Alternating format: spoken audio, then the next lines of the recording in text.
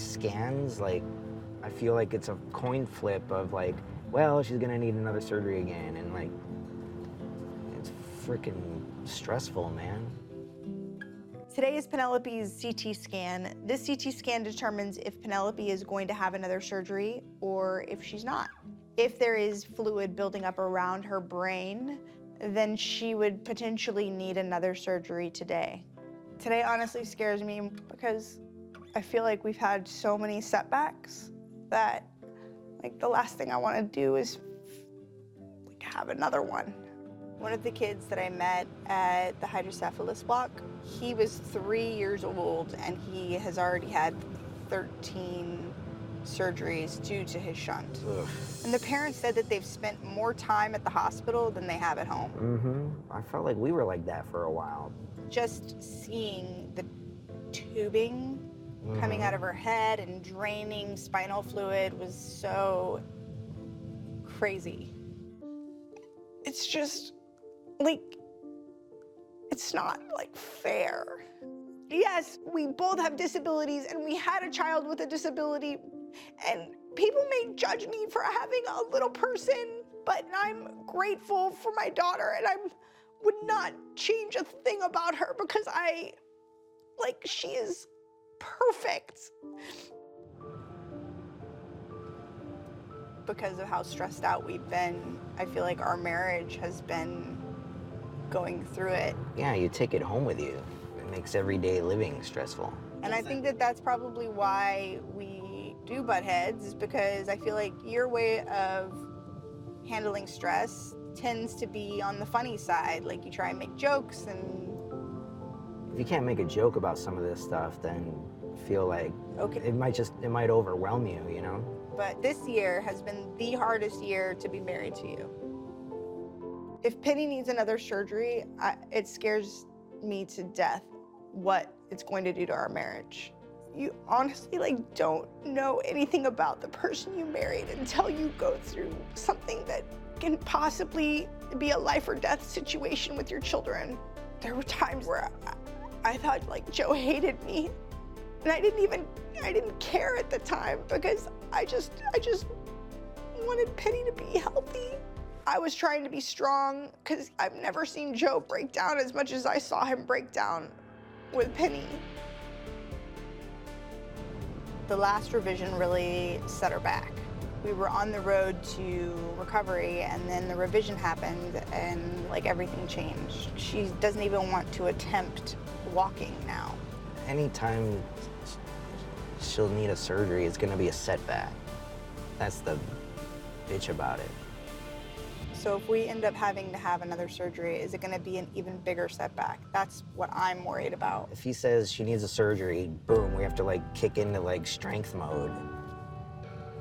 Cause I don't know if I could take anymore.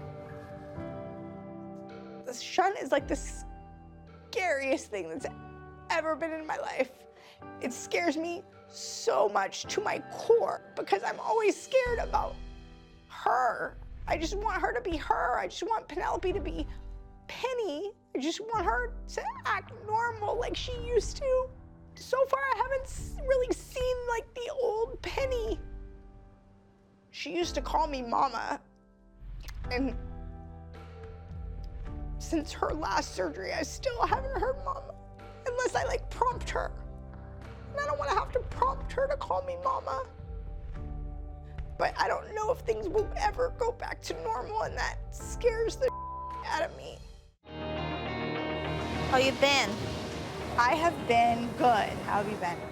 Good, but I just since we don't really catch up much lately, I wanted to talk to you. I just feel like there's an elephant in the room. Where are we standing now? Elena and I have had a super unique relationship over the years. At one point, we were best friends, but it's ever since we had kids, our worlds have changed, and I don't know if it's for the better when it comes to our relationship. I feel like I made first step towards our friendship when I invited you, Jasmine, and Tanya to Vegas. And then when I talked to you about the vlog and that I'm not going to put the camera right in your face, I think that you took it really personal.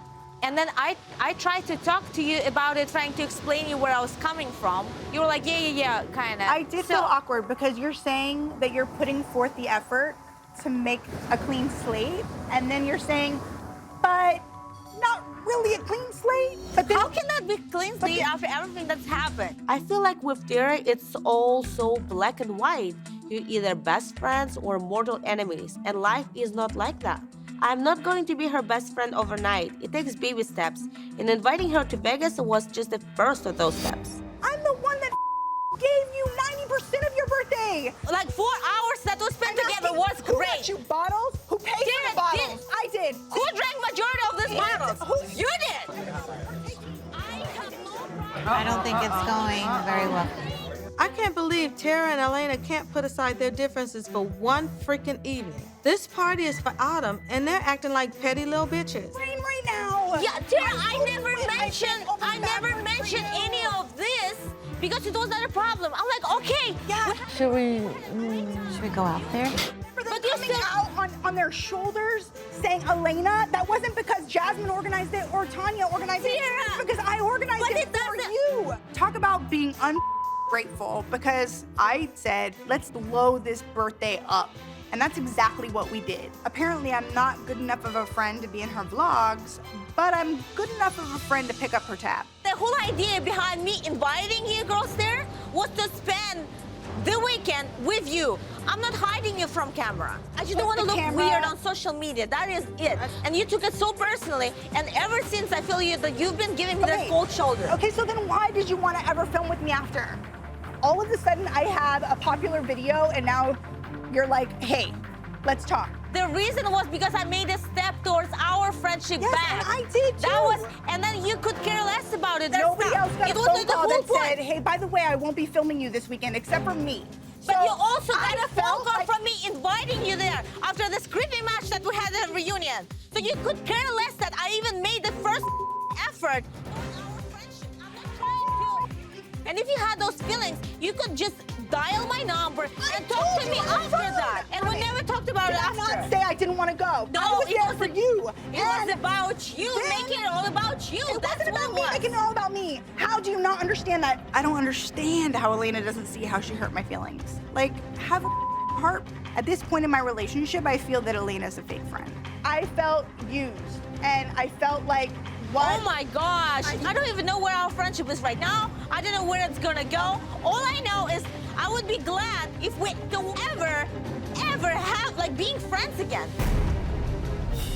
But knowing Tara, that know how to piss me off and look at me, why is anything different now than it was at the reunion? Like, you didn't want anything back then. Why now is it back? I didn't. You guys, You've never. Autumn just stepped out. She looks really upset. I think let's just separate. That's not gonna work out. I am all for it.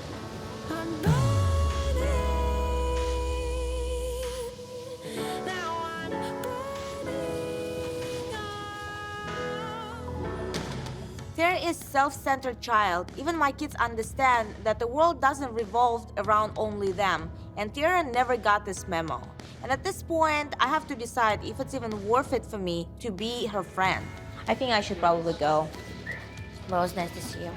Thank you for trying to. I love you, girl. I love you too. I'm not interested in like this is what we're talking about. We're talking about our relationship being real or fake, and clearly it's like fake. Sorry. Thank you for having me. You even? Nice to see you. Well, it feels like she was ashamed to be my friend. You don't look too well, man. Feel like you coming down with a cold or something? I don't know if it was something I ate or what. I'm just not feeling good today. This morning, I woke up feeling weird. And I remember feeling like this before, when I was pregnant with D2. Morning just come around to the idea of having another baby, and I don't want to tell him until I know for sure. But I need to make sure he's ready for this, for real.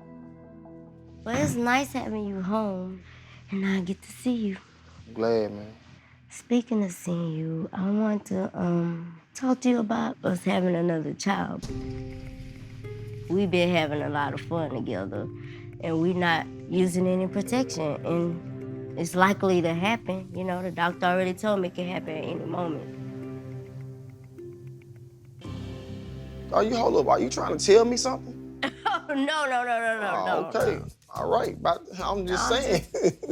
Not right now. At least I don't know. I don't think so. But if it happens, it's no changing it or erasing it, you know. So I just want to have a conversation to make sure if it was to happen, would that be something you ready for, or do you have any, insecurities about it? Like, how you feel?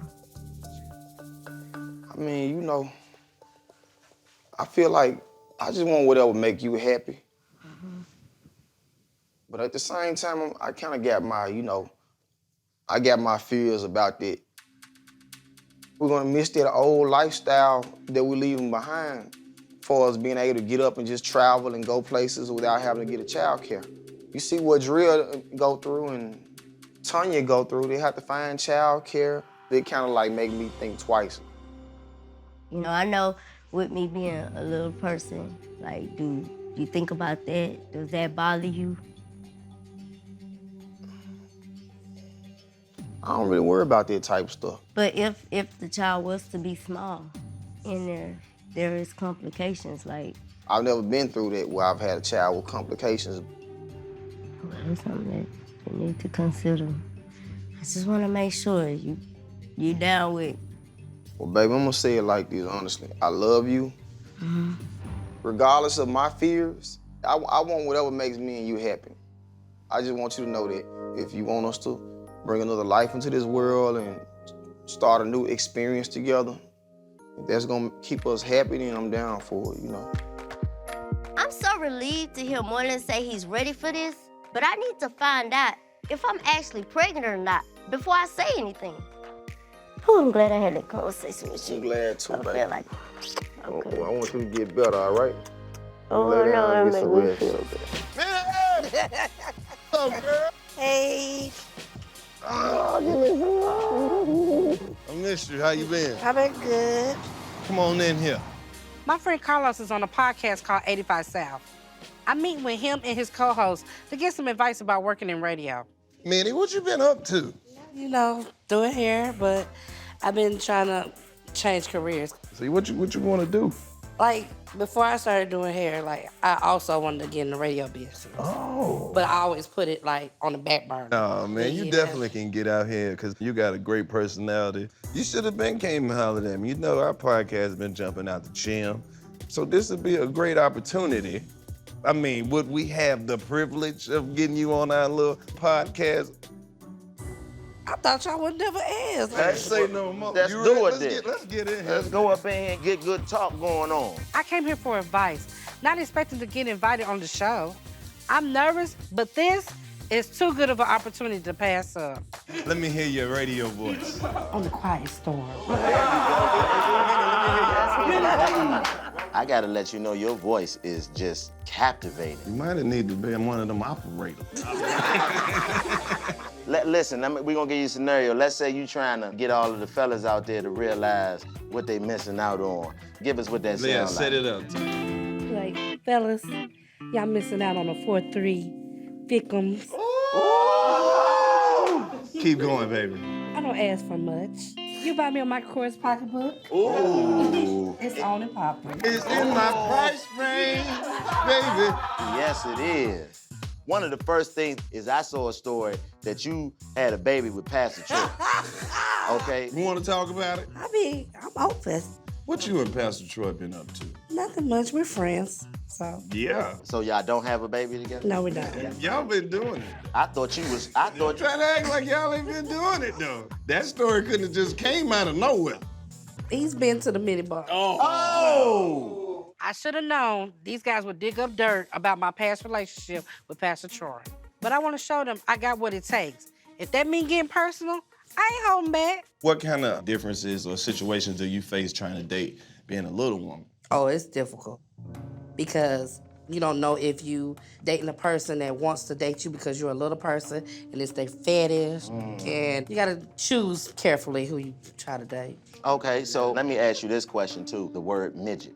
Why do people take such offense to it? The word midget is basically downgrading a little person. It's like calling a black person the N-word. Okay. So basically, the word midget is putting you guys into a box that you don't want to be put into. It just makes it seem like your life is difficult and hard, when in reality, you live normal lives just like everybody else.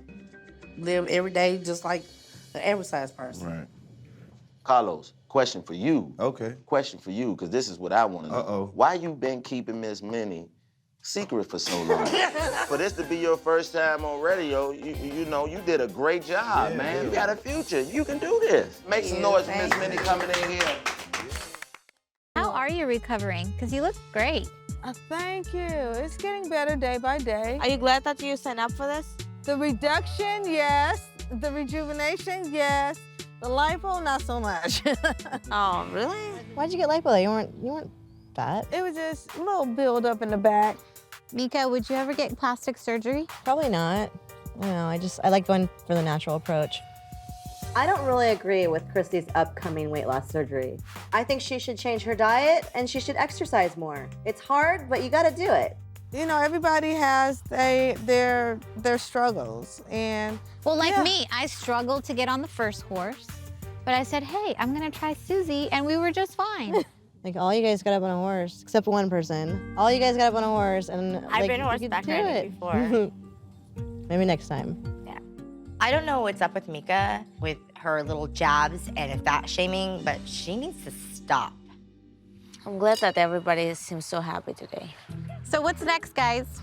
I heard about a saloon, you guys, since we're already in Western gear. That's fine, but tomorrow I'm all about Dutch food and solving. Apple skeevers. Yeah, all I hear about is apple skeever. So does that mean that Todd and Christy, you will be coming? Yes. Yes. Okay. I'll believe it when I see it. Why do you think that they wouldn't be able to come? They're here now. Just making sure they're gonna participate in all of our events. And not stay home like losers.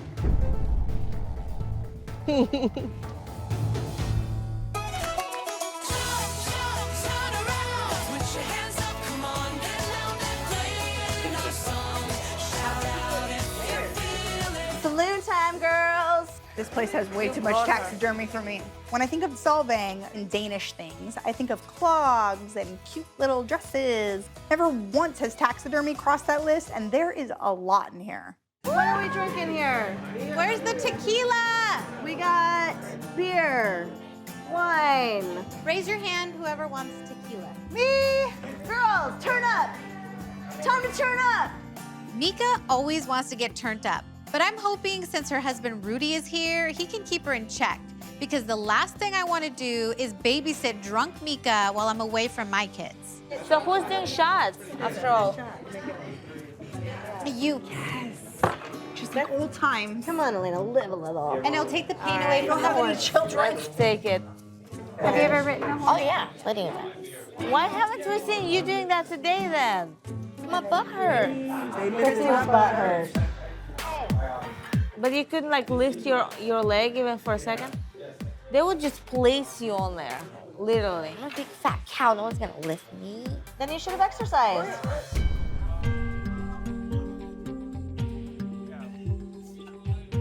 I don't know if Mika is trying to be inspiring or just plain rude, but I'm tired of hearing her mouth.